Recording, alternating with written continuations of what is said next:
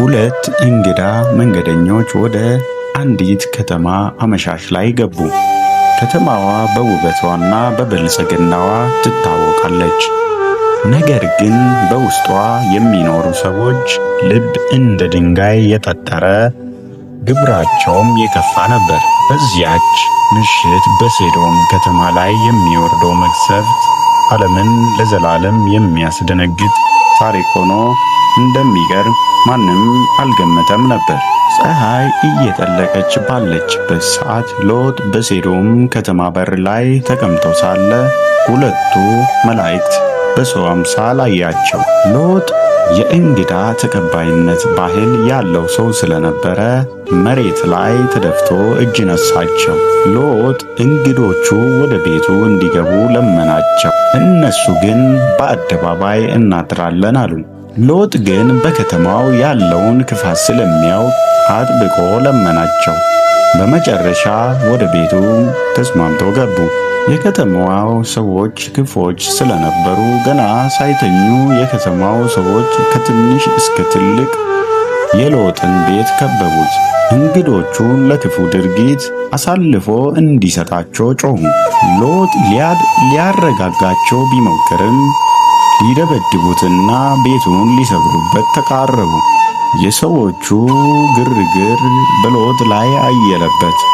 ይህ መጻተኛ እንዴት በእኛ ላይ እንዲህ ብሎ ይናገራል በማለት ሎጥን ሊጎዱት ሁሉ ተቃረቡ። በዚህ ጊዜ ለሎጥ መለኮታዊ ጣልቃ ገብነት ሆነ።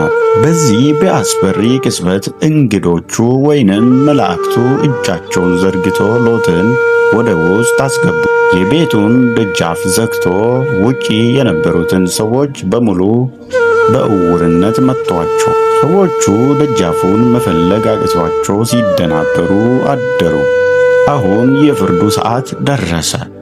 መላእክቱ ለሎጥ እንዲህ አሉት፣ ይህችን ከተማ እናጠፋታለን፣ ጩኸቷ በእግዚአብሔር ፊት በዝቷልና የምታውቃቸውን ልጆችህንና አማቾችህን ይዘህ ውጣ። ሎጥ ለአማቾቹ ቢነግራቸውም እንደ ቀልድ ቆጠሩት።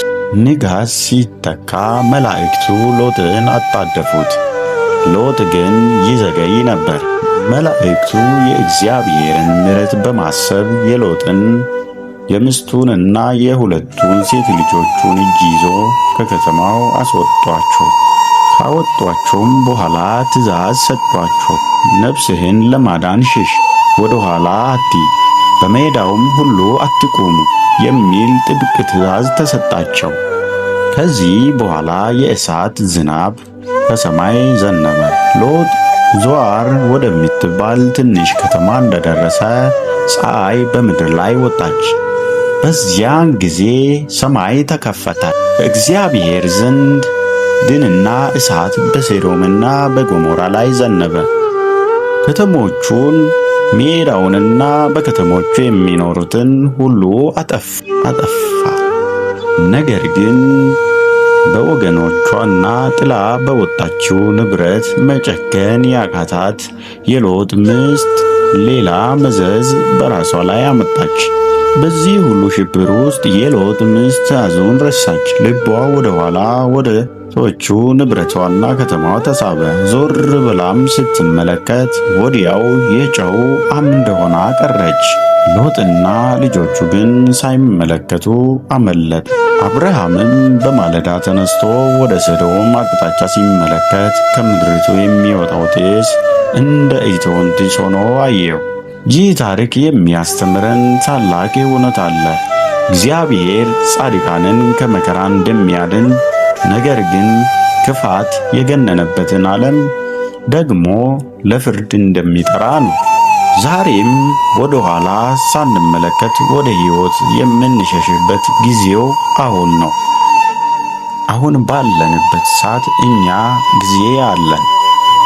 እንደነ ሎጥ ዘመን ሰዎች አልጠፋንም።